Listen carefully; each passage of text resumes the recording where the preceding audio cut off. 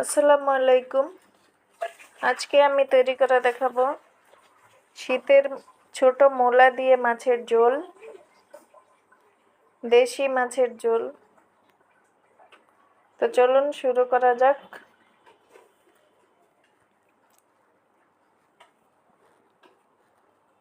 শীতে এই ছোট মূলা দিয়ে মাছের ঝোল করলে ভালোই লাগে। তো আমি এখানে সবজি কেটে নিয়েছি মূলা, সিম আর বড় আলু। তো আমি সবজিগুলো এভাবে কেটে নিলাম। এগুলোকে আমি ধুয়ে রেখে দেব। তো এই যে এখানে আমি মাছগুলো ভেজে নেব।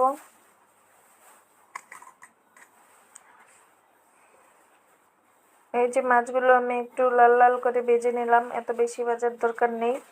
মাছ ভাজাটা আমি দেখালাম না।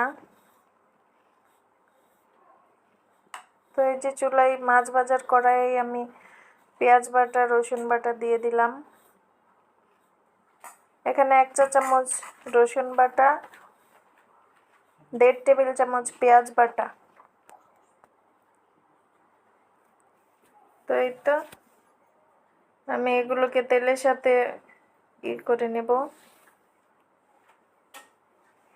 এখানে আমি গুঁড়া মশলা দিয়ে দিয়েছি। 1/2 চা চামচ হলুদ গুঁড়া, 1 চা চামচ মরিচ গুঁড়া, 1 চা চামচ ধনে গুঁড়া, 1/2 চা চামচ জিরে গুঁড়া, পরিমাণ মতো লবণ দিয়ে আমি এগুলোকে তেলের সাথে ভাজা করে নেব।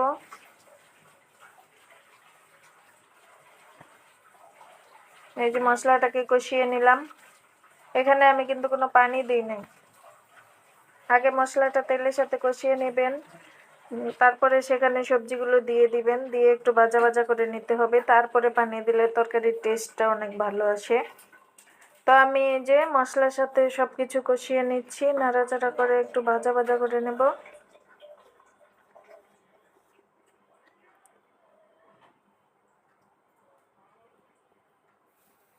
তো এই যে ঢাকনা দিয়ে ঢেকে দিব। 3-4 মিনিট পর ঢাকনা খুলে আবার আমি ফিরে আসলাম। তো একটু নাড়াচাড়া করে সবজি থেকে একটু পানি উঠেছে।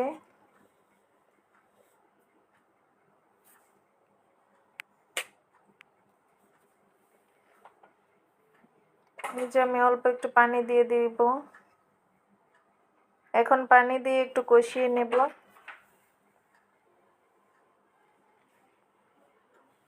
ঢাকনা দিয়ে ঢেকে দিব কিছুক্ষণ। আরও 3-4 মিনিট পর ঢাকনা খুলে ফিরে আসলাম। তো আমার সবজিটা কষানো হয়ে গিয়েছে। এখানে এখন আমি ঝোল দিয়ে দেব। যেহেতু এটা মূলা দিয়ে পাতলা ঝোল করব, তাই পানিটা একটু বেশি দিলাম। এটা একটু ঝোল হবে।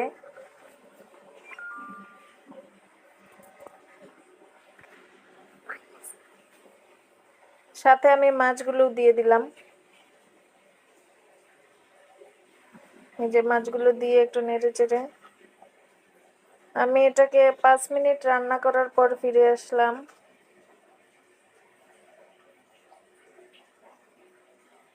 তো তরকারিটা আমার হয়ে গেছে। এটা খেতে খুবই মজা। আপনারা এভাবে